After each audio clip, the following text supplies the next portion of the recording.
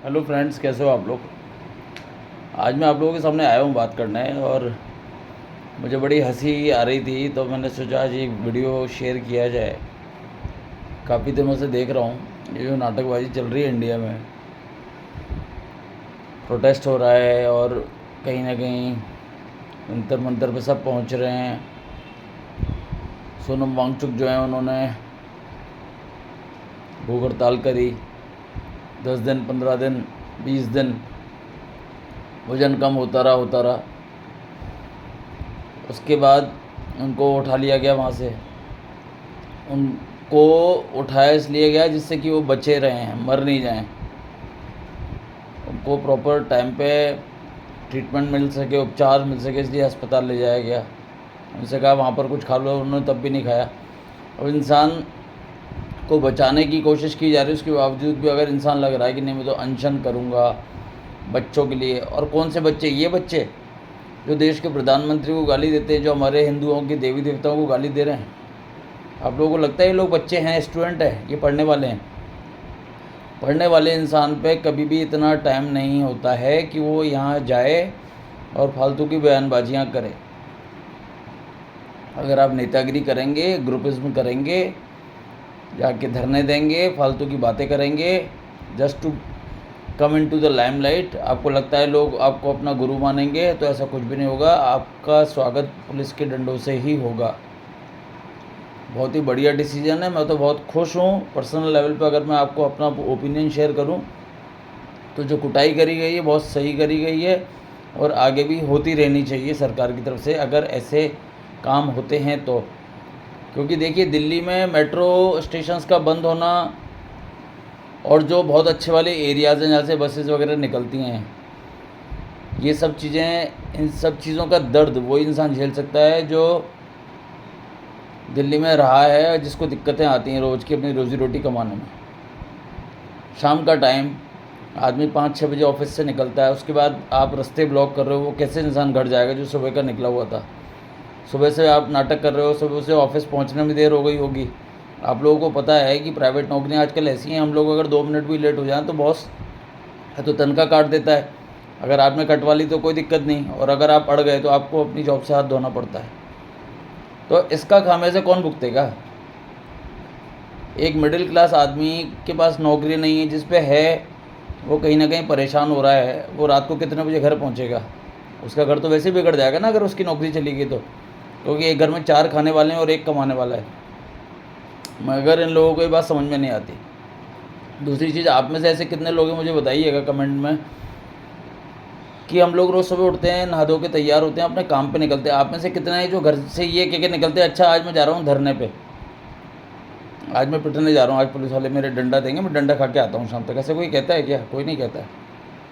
देखिए, जो व्यापारी आदमी है, जिसकी अपनी दुकानदारी है, इसका अपना शोरूम है, जो लेबर क्लास है, जो रोज़ खुद की गड्ढा पानी पी रही है, जैसे अपने 20 बच्चे पालने हैं, जो पढ़े लिखे लोग हैं, सीए हैं, एमबीए हैं, कंपनी सेक्रेटरी हैं, इंजीनियर्स हैं, आईआईटियंस हैं, डॉक्टर्स हैं, ये सब अपने काम पे निकलते हैं।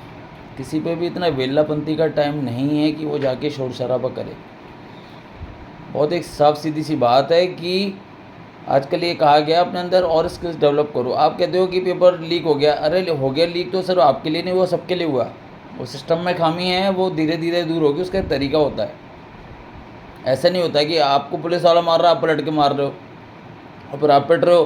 क्योंकि देखो, पुलिस को मारोगे तो कैमरे कहीं ना कहीं इतने एक्टिव होते हैं, वो पकड़ लेते हैं कि किसने ज़्यादा नेतागिरी करी थी, और फिर उसको धर के और कूटा जाता है। तो ऐसा ना करें, क्योंकि ये बात आप लोगों को बता दूं, जो ये आजकल जो नई जनरेशन के हैं ना, जो गर्म खून है, उन्हें पता नहीं है शायद। एक बार थाने में आपका नाम आ गया ना, फिर आपको अच्छी जॉब तो सरकारी नौकरी तो भूल जाओ, अच्छी प्राइवेट कंपनी में भी नौकरी नहीं मिलेगी।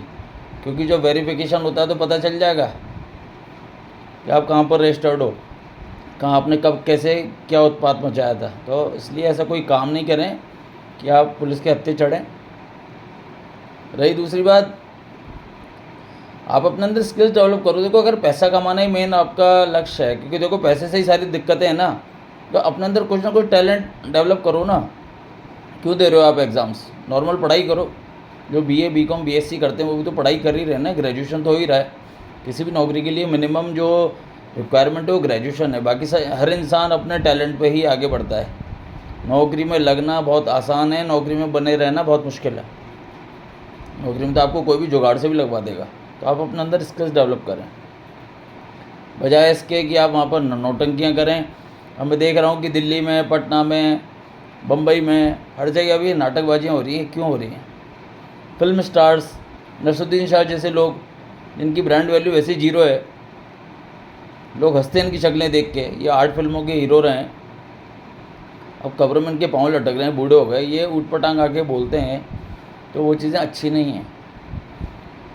सरकार के लिए जो भी इंसान गलत बोलता है, मैं उनको ये कहना चाहता हूँ कि आपसे और मुझसे वो कहीं ना कहीं बेहतर है बंदा। आप कहते हैं मोदी चाय वाला है, मोदी की बीवी भाग गई थी, उससे अपनी बीवी नहीं संभली, वो तो फ़कीर है, झोला उठा के चल देगा। अरे वो कुछ भी आपसे मेरे से बेटर है, ऑस्ट्रेलिया घूम रहा है, न्यूजीलैंड घूम रहा है, ठीक है, उससे सम्मान मिलते हैं दूसरे देशों में जाके। इजराइल में सम्मान मिला उसे। अच्छा, भारत में अंधभक्त हो सकते हैं क्या? दूसरे देशों में भी अंधभक्त हैं, ये बताइए। कहीं ना कहीं देखो, जिस इंसान में टैलेंट होता है ना, जिस इंसान में कोई बात होती है, वो 10 बेवकूफ़ों में अपनी अलग एक राह निकाल के अपनी पहचान बना लेगा। ये समझदार आदमी की एक बहुत बड़ी है ना प्लस पॉइंट होता है ये। तो आप जैसे बेवकूफ़ों में मोदी एक समझदार इंसान है।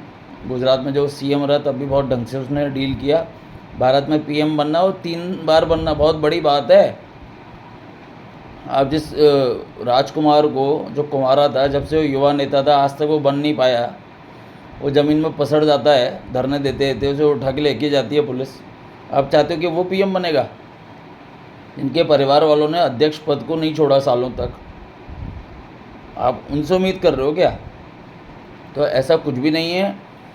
अपने देश के प्राइम मिनिस्टर की, प्रेसिडेंट की आपको इज्जत करनी चाहिए, आपको रिस्पेक्ट करनी चाहिए, क्योंकि वो आपसे उम्र में, ओहदे में, ज़िंदगी के एक्सपीरियंस में बहुत बड़े हैं।